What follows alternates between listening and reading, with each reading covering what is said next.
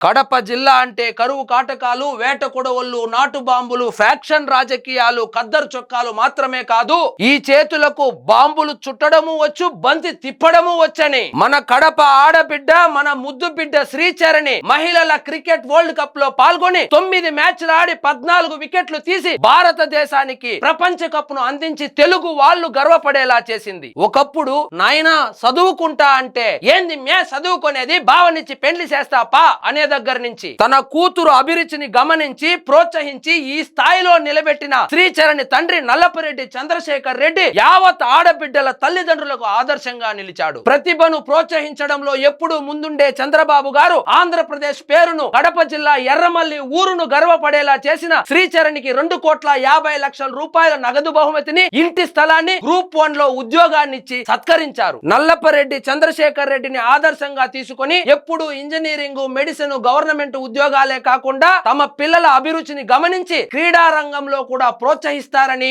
ఆంధ్రప్రదేశ్ నుంచి మరికొంతమంది క్రీడాకారులు పుట్టుకొస్తారని ఆశిద్దాం.